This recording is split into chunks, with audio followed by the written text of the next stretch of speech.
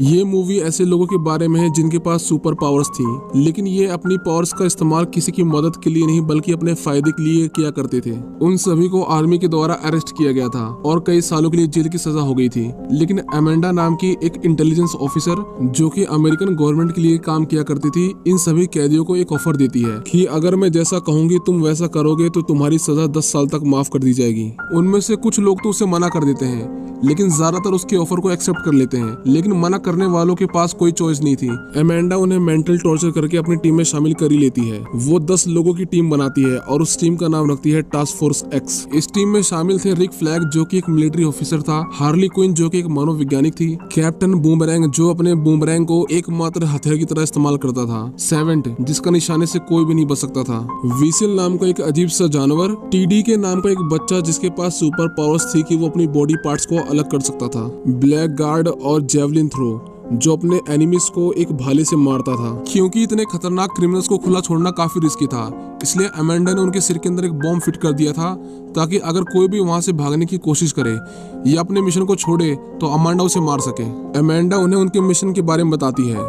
वो उन्हें कहते हैं कि कार्टो मोंटिस नाम के एक आइलैंड पर हरेरा फैमिली पिछले कई 100 साल से राज करती है, लेकिन पिछले हफ्ते ही सिल्विया लूना नाम के एक आदमी ने वहां की मिलिट्री और अपनी चालबाजी से आइलैंड पर कब्जा कर लिया और पूरी हरेरा फैमिली को 20 सड़क पर फांसी लटका दिया। पुराने शासन से हमें कोई प्रॉब्लम नहीं थी, लेकिन सिल्विया लूना अमेरिका से नफरत करता है और वो हमें दबाने के लिए किसी भी हद तक जा सकता है। तुम्हें उस आइलैंड के एक सीक्रेट लैब को डिस्ट्रॉय करना है जहां पर वो लोग एक एलियन पर एक्सपेरिमेंट करके एडवांस वेपन बना रहे हैं। टास्क फोर्स एक्स अपने मिशन के लिए निकल जाते हैं। आइलैंड के पास पहुंचकर वो सभी समुद्र के अंदर छलांग लगा देते हैं, लेकिन किसी को भी नहीं पता था कि विसेल तैर नहीं सकता, वो डूबने लगता है। जब उसे सरफेस पे लाया जाता है तो उसकी मिशन से पहले ही मौत हो चुकी थी। वो सभी अपने वेपन्स को लोड करते हैं, पर यहाँ पर हम देखते हैं कि ब्लैक गार्ड दुश्मन का खबरी था। इसका मतलब उसने उन सभी को धोखा दिया है और बहुत सारे सोल्जर्स उनका पहले से ही वहाँ पर इंतजार कर रहे थे। वो उन्हें कहता है कि मैं तुम्हारे साथ हूँ, मैंने ही तुम्हें इस मिशन की डिटेल्स दी थी, लेकिन सोल्जर सबसे पहले उसी को ही मार देते हैं। अमेंडा उन्हें कहते हैं कि हम अपने मिशन को रोक नहीं सकते, तुम्हें आगे बढ़ना होगा। टीडीके अपने पावर्स का इस्तेमाल करता है जो कि उनकी किसी भी काम नहीं आती और एक एक करके सभी मेंबर्स मारे जाते हैं। सेवेंट इस तरह सभी को मरते देख डर जाता है और वहां से भागने लगता है। अमेंडा उसे वार्न करती है कि तुम अगर मिशन छोड़ के गए तो मैं तुम्हें मार दूंगी, लेकिन वो इस बात को नहीं सुनता। इसीलिए अमेंडा उसके सिर में लगे बॉम्ब को एक्टिवेट कर देती है, जिसके ब्लास्ट से वो एक दर्दनाक मौत मारा जाता है। जेवलिन मरते वक्त अपने भाले को हार्ली क्विन को दे देता है और अब उनकी टीम के अंदर सिर्फ हार्ली क्विन और रिक फ्लैग ही बचे थे। लेकिन यहाँ पर अमेंडा का मिशन फेल नहीं हुआ था, बल्कि उसने बैकअप के लिए एक और टीम बना रखी थी जो उस आइलैंड के दूसरे किनारे से एंटर करते हैं। इस टीम में टोटल 5 लोग थे, blood spot, peace maker, polka dot man, red catcher 2 और एक इंसान जिसकी आधी बॉडी शार्क की थी। ब्लड स्पॉट काफी अच्छा इंसान था, वो तो इस मिशन का हिस्सा भी नहीं बनना चाहता था, लेकिन अमेंडा ने उसकी बेटी को जेल में डालने की धमकी दी थी, इसलिए उसे यहाँ पर आना पड़ा। वो सभी थोड़ी देर के लिए आराम करते हैं, लेकिन शार्क को भूख लगती है, इसलिए वो उस लड़की को खाने की कोशिश करता है। टीम के लोग उसे रोकते हैं और उसे मारने वाले थे, लेकिन किंग शार्क वादा करता है कि वो अपनी टीम को नहीं खाएगा। अमेंडा उन्हें बताती है कि रिच फ्लैग को दुश्मन ने पकड़ लिया है, उसका जिंदा रहना मिशन के लिए बहुत जरूरी है, तुम्हें उसे बचाना होगा। वो दुश्मन की कैंप में जाते हैं और शार्क सभी को खाने लगता है। पीस मेकर और ब्लड शॉट तो एक दूसरे से लोगों को मारने का कंपटीशन ही कर रहे थे, लेकिन थोड़ी देर बाद उन्हें पता चलता है कि जिन लोगों की उन्होंने जान ली वो उनके दुश्मन नहीं थे, बल्कि वो तो रिक की मदद कर रहे थे। एक लड़की अपने दोस्तों की मौत से काफी गुस्सा थी, लेकिन रिक उसे शांत करता है। दूसरी तरफ लैब के अंदर थिंकर नाम का एक साइंटिस्ट सिल्विया लूना को स्टारफिश एलियन के बारे में बताता है, जिसके शरीर से निकलने वाले छोटे छोटे स्टारफिश ह्यूमंस के ब्रेन को कंट्रोल कर सकते हैं। हार्ली क्विन को उन लोगों ने बंदी बना लिया था, उसे नए कपड़े दिए जाते हैं और उसे सजाकर सिल्विया लूना के सामने पेश किया जाता है। ऐसा इसलिए किया जा रहा था क्योंकि हार्ली भी अमेरिका से नफरत किया करती थी। सिल्विया हार्ली से कहता है कि वो उसे शादी करना चाहता है और अब जो वेपन्स हमारे पास है उससे हम पूरे अमेरिका पर राज करेंगे। हार्ली को उसकी बातों से कुछ भी फर्क नहीं पड़ रहा था, लेकिन जब वो उसे कहता है कि इस जंग के अंदर औरतें, बच्चे, बूढ़े सभी मारे जाएंगे, तो हार्ली उसे शूट कर देती है क्योंकि वो इनोसेंट लोगों की जान नहीं लेती थी।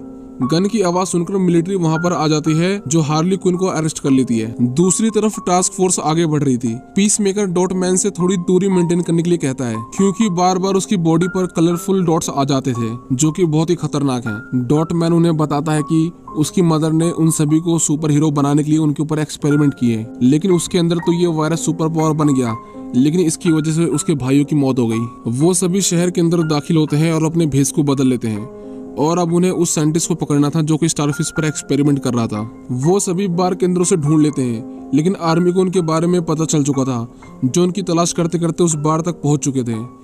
रैट कैचर साइंटिस्ट को पीछे के रास्ते से निकाल लेती है, लेकिन पीस मेकर, रिक और ब्लड स्पॉट पकड़े जाते हैं। उन तीनों को जनरल के पास लेके जाया जा रहा था, जहां पर उन्हें पता चलता है कि हार्ली क्विन अभी तक जिंदा है। वो सभी उन्हें मारकर वहां से एस्केप कर जाते हैं और अब उनका सबसे पहला मिशन था हार्ली क्विन को बचाना। हम देखते हैं कि प्रेसिडेंट हार्ली को टॉर्चर कर रहा था, लेकिन वो उन्हें कुछ भी नहीं बताती। उनकी टीम हार्ली को बचाने के लिए पैलेस तक पहुंच चुकी थी, लेकिन प्रेसिडेंट के जाने के बाद हार्ली गार्ड को मारकर लॉक को खोल लेती है और सभी को मारते हुए वहां से बाहर निकल आती है। लेकिन टास्क फोर्स को नहीं पता था कि वो बाहर आ चुकी है। जब हार्ली उन्हें देखती है तो वो बहुत ज्यादा खुश होती है, क्योंकि उसे उम्मीद नहीं थी कि कोई उसे बचाने के लिए आएगा। अब उनका आखिरी मिशन रह गया था, जो था उस लैब को डिस्ट्रॉय करना। साइंटिस्ट गन पॉइंट पर उन्हें अंदर जाने में मदद करता है। उनकी पूरी टीम अंदर जाकर डिवाइड हो जाती है। ब्लड स्पॉट, पीस मेकर और शार्क बिल्डिंग में बॉम्ब लगाते हैं और बाकी बचे हुए लोग प्रोजेक्ट स्टारफिश को डिस्ट्रॉय करने के लिए जाते हैं। साइंटिस्ट उन्हें लैब के अंदर लाता है, जहां पर हम देखते हैं कि स्टारफिश लोगों के चेहरे पर चिपके हुए हैं और ह्यूमंस की बॉडी पार्ट्स को काटकर उन पर एक्सपेरिमेंट किए जा रहे थे। वो साइंटिस्ट उन्हें बताता है कि ये एक्सपेरिमेंट पिछले 30 सालों से किया जा रहा है। ये एलियन सबसे पहले अमेरिका में मिला था, लेकिन वो लोग अपने देश के अंदर ये एक्सपेरिमेंट नहीं करना चाहते थे, इसीलिए उन्होंने इस आइलैंड पर उस एलियन को भेज दिया और सीक्रेटली उसे फंडिंग देते रहे। इसका मतलब ये था कि इन सभी एक्सपेरिमेंट में अमेरिका भी इन्वॉल्व था और अमेंडा इस सच को बाहर आने देना नहीं चाहती थी, इसलिए उसने ये पूरा मिशन तैयार किया। जब रिक फ्लैग को पता चलता है कि उनके देश अमेरिका ने इतने सारे लोगों की जान ली, तो वो काफी इमोशनल हो जाता है और डिसाइड करता है कि वो इस सच्चाई को पूरी दुनिया को बताएगा। वो कंप्यूटर से हार्ड डिस्क निकाल लेता है, जिसमें एक्सपेरिमेंट के बारे में सारी इंफॉर्मेशन थी। वहाँ पर पीस मेकर आता है, जो रिक के ऊपर अपनी गन को पॉइंट कर लेता है और यहाँ पर हमें पता चलता है कि अमेंडा ने उसे लैब के साथ साथ सारे डॉक्यूमेंट्स और सबूतों को डिस्ट्रॉय करने के लिए भेजा था। लेकिन अब क्योंकि रिक फ्लैग और रैट कैचर को सच्चाई का पता है, इसलिए पीस मेकर को उन दोनों को मारना पड़ेगा। दूसरी तरफ हम किंग शार्क को देखते हैं, जो कि एक बड़े से फिश टैंक के अंदर जेलीफिश देखता है। वो जेलीफिश देखने में बहुत ही प्यारी थी, इसलिए वो उनके साथ खेलने लगता है। उन्हें मिलिट्री ने चारों तरफ से घेर लिया था।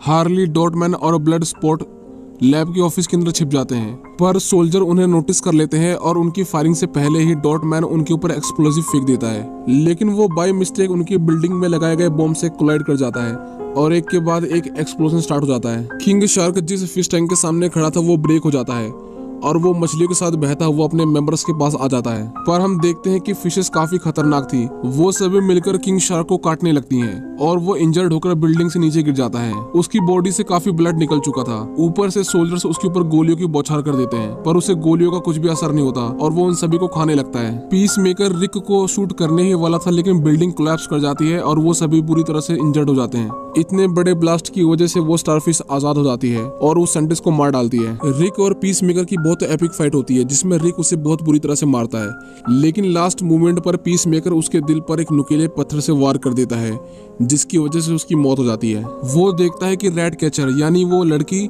हार्ड ड्राइव को उठा लेती है और वहां से भाग जाती है। बाहर आकर वो देखती है कि पूरी बिल्डिंग कोलैप्स कर रही है और दूसरी तरफ हार्ली, डॉटमैन और ब्लड स्पॉट ऊपर अपनी जान बचाने के लिए पूरी कोशिश कर रहे थे। पीस मेकर उस लड़की को मारने ही वाला था, लेकिन तभी ब्लड स्पॉट ऊपर से नीचे गिरते गिरते उस फ्लोर पर पहुंचता है जहां पर पीस मेकर था। वो देखता है कि पीस मेकर रैट कैचर को मारने ही वाला था, इसलिए वो उसके ऊपर फायरिंग करता है। पीस मेकर भी उसके ऊपर फायरिंग करता है, लेकिन ब्लड स्पॉट की बुलेट साइज में छोटी होती है, जो उसके बुलेट से पास होते हुए पीस मेकर के गले में लगती है और वो मारा जाता है। रैट कैचर उसे बताती है कि पीस मेकर ने रिक को मार दिया है और ये एलियन एक्सपेरिमेंट अमेरिका ही करवा रहा है। लेकिन तभी वो एलियन स्टारफिश बिल्डिंग से बाहर निकलती है और हम देखते हैं कि उसका शरीर कितना भारी भरकम और विशालकाय था। उसके सेंटर में एक बड़ी सी आंख भी थी। मिलिट्री उसके ऊपर फायरिंग करती है, लेकिन उनकी बुलेट्स उसका बाल भी बांका नहीं कर पाती। वो अपने शरीर से हजारों की संख्या में छोटी छोटी स्टारफिश निकालती है, जो लोगों के चेहरे पर जाकर चिपक जाती हैं और कुछ ही देर बाद वो लोग दोबारा से उठ खड़े होते हैं और शहर की ओर बढ़ने लगते हैं।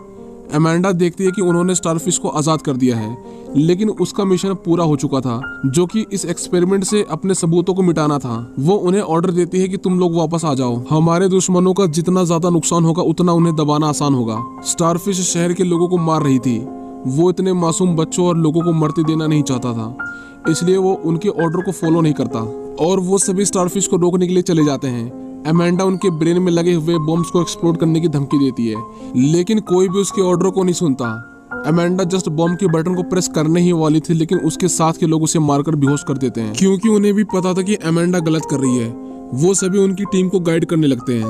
ब्लड स्पॉट अपनी गन को अपग्रेड करके उसके ऊपर फायरिंग करता है। किंग शार्क को कुछ भी नहीं सूझता तो वो उसे खाना शुरू कर देता है। डॉट मैन उसके पैरों पर एक्सप्लोजन करता है, जिसकी वजह से उसे काफी नुकसान पहुंचता है, लेकिन स्टारफिश उसे अपने पैरों के नीचे कुचलकर मार डालती है। शहर के लोग ब्लड स्पॉट पर हमला करते हैं, लेकिन उसकी बुलेट्स खत्म होने की वजह से उसे हैंड टू हैंड कॉम्बैट करना पड़ता है। रैट कैचर शहर के सभी रैट्स को बुलाकर स्टारफिश के ऊपर हमला करवा देती है। लाखों की संख्या में रैट्स उसे खाने लगते हैं। हार्ले भी अपने जैवलिन यानी अपने भाले को लेकर उसकी आंख के अंदर चली जाती है। हम देखते हैं कि रैट्स उसकी आंखों के अंदर घुसकर उसके अंदर की नसों को काटने लगते हैं और जेलीफिश की आंख पूरा खून से भर जाती है। और फाइनली इतनी इंजरीज की वजह से वो एक बिल्डिंग के ऊपर गिर जाता है और मारा जाता है। वो सभी रिक और डॉटमैन को याद करके काफी इमोशनल हो जाते हैं। अमेंडा उन्हें कॉल करती है और उन्हें मारने की धमकी देती है। ब्लड स्पॉट उसे कहता है कि अगर तुमने ऐसा करने की कोशिश की तो मैं एक्सपेरिमेंट की डिटेल्स पब्लिक कर दूंगा और सभी को अमेरिका का असली चेहरा दिख जाएगा। वो उसे डील करता है कि हम इस बात को सीक्रेट रखेंगे और बदले में तुम किसी को भी नहीं मारोगी। अमेंडा उनकी डील को एक्सेप्ट कर लेती है और उन्हें आजाद कर देती है। इस मूवी के लास्ट में हम देखते हैं कि वीवर, जो स्टार्टिंग में पानी के अंदर डूब के मर गया था, वो अभी तक जिंदा है और पीस मेकर इतनी गहरी इंजरी के बाद भी जिंदा है और फिलहाल अमेंडा की देख रेख में है। इसी के साथ ये मूवी यहीं पर खत्म हो जाती है।